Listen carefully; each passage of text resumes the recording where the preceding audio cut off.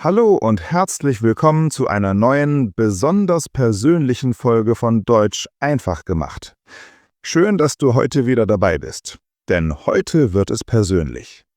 In unserer letzten Folge haben wir die Kunst des Neinsagens gemeistert.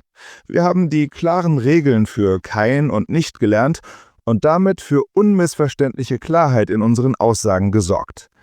Wir haben also gelernt, wie wir uns von der Welt abgrenzen und Dinge verneinen können. Heute machen wir das genaue Gegenteil. Wir richten den sprachlichen Scheinwerfer direkt auf uns selbst. Wir lernen, wie wir Aktionen beschreiben, die auf uns selbst zurückfallen. Es geht um die große und unglaublich wichtige Familie der Reflexivverben. Du kennst die sicher schon aus dem Alltag. Verben wie sich freuen, sich fühlen, sich interessieren oder sich waschen. Diese Verben sind das Herzstück der persönlichen Ausdrucksweise.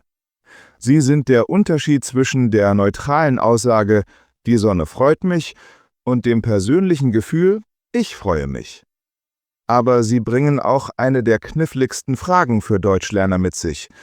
Wann benutze ich mich und wann benutze ich mir? Warum heißt es »Ich wasche mich«, aber ich wasche mir die Hände? Ich verspreche dir, am Ende dieser Folge wirst du dieses Geheimnis nicht mehr verstehen, du wirst es fühlen. Wir werden die Logik hinter dem reflexiven Akkusativ und Dativ entschlüsseln, wir werden echte von unechten Reflexivverben unterscheiden und wir werden sehen, wie diese kleinen Pronomen deine Sprache sofort persönlicher und authentischer machen. Bist du bereit, dich mit dir selbst zu beschäftigen? Dann lass uns in die Welt des sprachlichen Spiegelbilds eintauchen. Was ist ein Reflexivverb? Das Prinzip des Boomerangs. Bevor wir in die Grammatik von mich und mir eintauchen, müssen wir das Grundprinzip verstehen. Was macht ein Verb eigentlich reflexiv? Das Wort reflexiv kommt vom lateinischen Wort für zurückbeugen oder zurückwerfen. Und genau das ist die perfekte Metapher. Stell dir vor, du wirfst einen Boomerang. Du bist die Person, die die Aktion ausführt, das Subjekt, und du wirfst den Boomerang, die Handlung des Verbs. Aber anstatt, dass der Boomerang etwas anderes trifft, kommt er direkt zu dir zurück. Die Aktion fällt auf den Handelnden zurück. Genau das passiert bei einem Reflexivverb. Das Subjekt des Satzes führt eine Handlung aus, die sich auf das Subjekt selbst bezieht. Das Subjekt ist also gleichzeitig Täter und Opfer der Handlung. Im Satz »Ich sehe dich« bin ich der Täter, Subjekt, und du bist das Opfer, Objekt. Die Aktion geht nach außen. Im Satz »Ich sehe mich im Spiegel« bin ich der Täter, Subjekt, und gleichzeitig das Objekt, das gesehen wird. Dieses zurückkehrende Element wird im Deutschen durch ein kleines Wort angezeigt, das wir Reflexivpronomen nennen. Dieses Pronomen ist unser Boomerang. Es muss immer dabei sein und es muss sich an die Person anpassen, die handelt. Für ich ist es mich oder mir, für du ist es dich oder dir und so weiter. Eine wichtige Unterscheidung, die wir im Hinterkopf behalten sollten, ist die zwischen echten und unechten Reflexivverben. Echte Reflexivverben gibt es nur mit einem Reflexivpronomen. Das Verb sich freuen zum Beispiel. Man kann nicht einfach nur freuen. Es muss immer heißen, ich freue mich, du freust dich. Das Pronomen ist ein fester Teil des Verbs. Unechte Reflexivverben sind normale Verben, die man auch reflexiv benutzen kann. Das Verb waschen ist ein gutes Beispiel. Ich kann etwas anderes waschen, ich wasche das Auto, oder ich kann mich selbst waschen. Diese Unterscheidung ist gut zu wissen, aber die wichtigste Frage für den Alltag bleibt, wann nehme ich die Akkusativform wie mich und wann die Dativform wie mir? Der große Showdown. Akkusativ versus Dativ. Jetzt kommen wir zum Kern des heutigen Themas. Die Entscheidung zwischen dem reflexiven Akkusativ und dem reflexiven Dativ scheint willkürlich, aber sie folgt einer wunderschönen und einfachen Logik. Regel 1. Der Normalfall ist der Akkusativ. Wenn im Satz außer dem Subjekt kein weiteres Objekt vorhanden ist, ist das Reflexivpronomen das einzige Objekt im Satz. In diesem Fall steht es fast immer im Akkusativ. Das ist die Standardeinstellung. Der Normalfall. Ich wasche mich. Analyse. Wer oder was wird gewaschen? Ich. Ich bin das direkte Objekt der Handlung. Also Akkusativ. Du ärgerst dich. Über wen ärgerst du dich? Über dich. Du bist das direkte Objekt. Also Akkusativ. Er konzentriert sich. Wir treffen uns später. Ihr fühlt euch gut. Sie freuen sich. In all diesen Sätzen gibt es nur ein Objekt. Das Subjekt selbst. Also nehmen wir die Akkusativformen mich, dich, sich, uns, euch, sich. Das ist die erste und wichtigste Regel. Regel 2: Wenn ein Akkusativobjekt hinzukommt, weicht das Reflexivpronomen in den Dativ aus. Jetzt kommt der spannende Teil. Was passiert, wenn wir dem Satz ein zweites Objekt hinzufügen, und zwar ein direktes Objekt im Akkusativ? Stell dir den Satz wie eine Bühne vor. Die Hauptrolle, die des direkten Objekts im Akkusativ, ist sehr begehrt. Wenn diese Rolle schon von jemand anderem besetzt ist, kann das Reflexivpronomen sie nicht auch noch einnehmen. Es muss bescheiden sein und in eine Nebenrolle ausweichen. Und diese Nebenrolle ist der Dativ. Schauen wir uns unser Waschbeispiel an. Satz 1: Ich wasche mich. Akkusativ, weil mich das einzige Objekt ist. Satz 2: Ich wasche die Hände. Analyse. Was ist hier das direkte Objekt? Was wird gewaschen? Die Hände. Die Hände sind das Akkusativobjekt. Die Rolle ist also besetzt. Jetzt kombinieren wir. Ich wasche wem die Hände? Mir. Der korrekte Satz lautet: Ich wasche mir die Hände. Das Reflexivpronomen mir ist hier das indirekte Objekt, Dativ. Es gibt an, zu wessen Gunsten die Handlung ausgeführt wird. Ich bin derjenige, der von dem Waschen der Hände profitiert. Diese Logik ist der Schlüssel. Sobald ein klares Akkusativobjekt im Satz ist, springt das Reflexivpronomen in den Dativ. Lass uns das mit weiteren Beispielen üben, damit es wirklich sitzt. Ich ziehe mich. Akkusativ, weil nur ein Objekt da ist. Aber ich ziehe mir einen Pullover an. Akkusativobjekt. Einen Pullover. Also muss das Reflexivpronomen in den Dativ. Mir. Ich kämme mich. Akkusativ. Aber ich kämme mir die Haare. Akkusativobjekt, die Haare. Also Dativ. Mir. Stell dich bitte hier hin. Akkusativ. Aber stell dir bitte eine Frage. Akkusativobjekt. Eine Frage. Also Dativ. Dir. Es gibt eine kleine Gruppe von Verben, die immer den reflexiven Dativ verlangen, auch ohne zusätzliches Akkusativobjekt.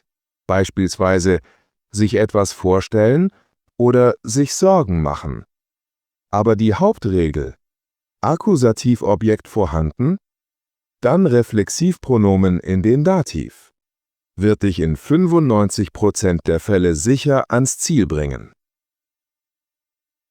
Ein Dialog aus dem Alltag. Reflexivverben in Aktion.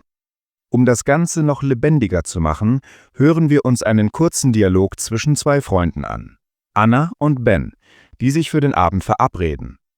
Achte genau darauf, wie sie die Reflexivpronomen benutzen. Hallo Ben, wie geht's? Wie fühlst du dich heute?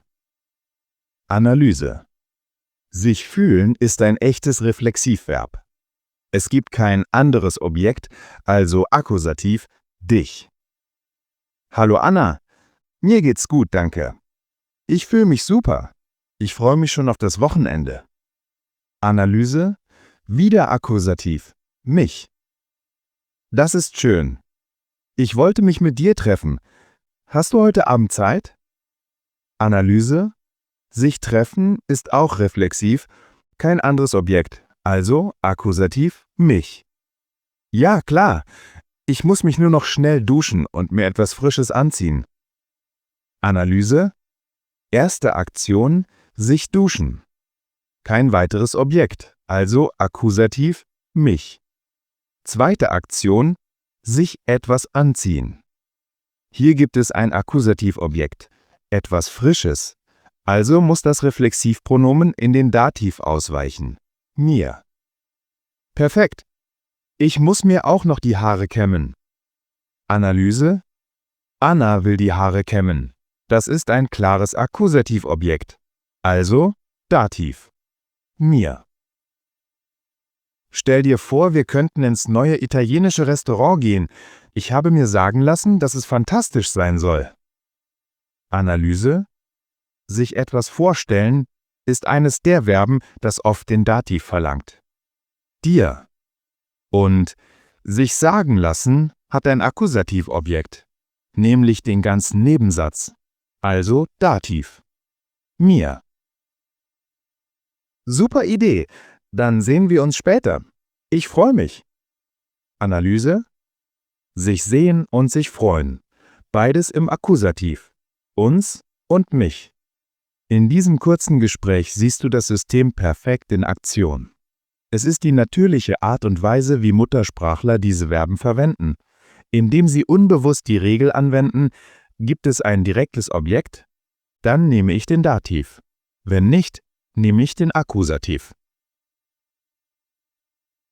Häufige Fehler und wie man sie vermeidet. Zum Abschluss wollen wir noch kurz auf ein paar typische Stolpersteine blicken, damit du sie souverän vermeiden kannst. Fehler 1. Das Reflexivpronomen vergessen. Viele Lerner, deren Muttersprache keine Reflexivverben in dieser Form kennt, vergessen das Pronomen einfach. Sie sagen zum Beispiel, ich freue auf den Urlaub. Das ist im Deutschen unmöglich.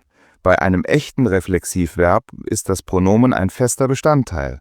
Es muss immer dabei sein. Richtig? Ich freue mich auf den Urlaub.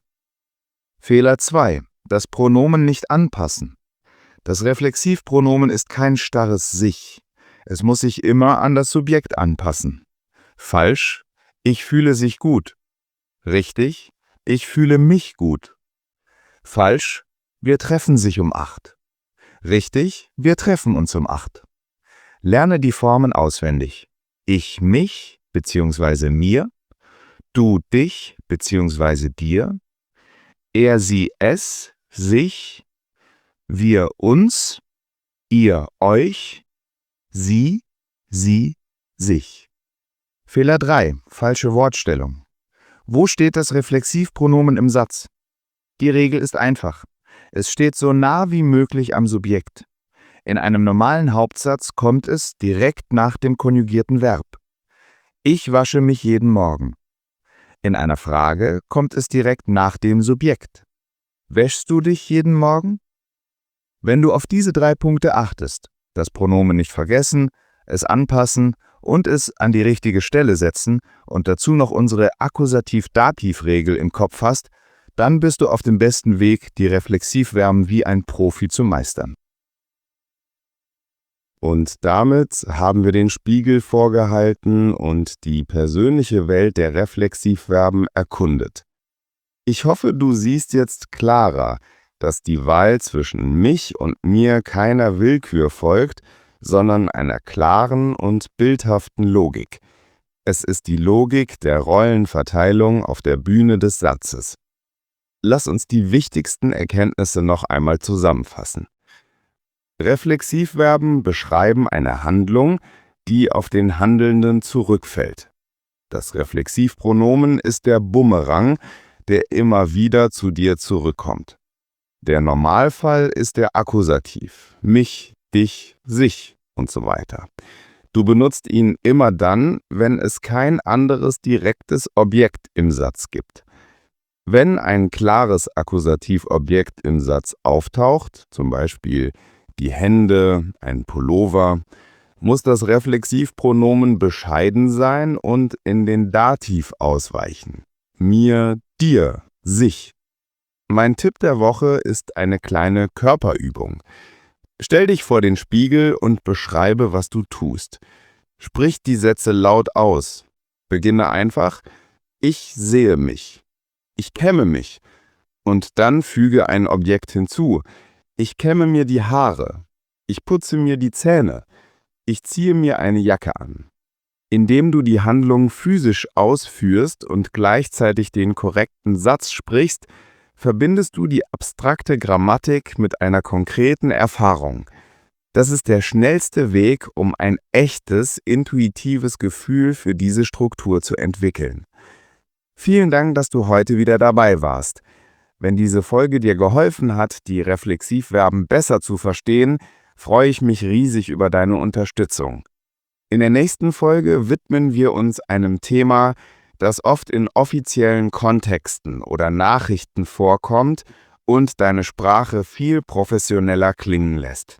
Es geht um die Passivform, genauer gesagt das Vorgangspassiv. Wir lernen, wie man Sätze bildet, bei denen die Handlung im Mittelpunkt steht und nicht die Person, die sie ausführt, wie in dem berühmten Satz: Es wird gemacht. Bis zum nächsten Mal bei Deutsch einfach gemacht. Tschüss und alles Gute.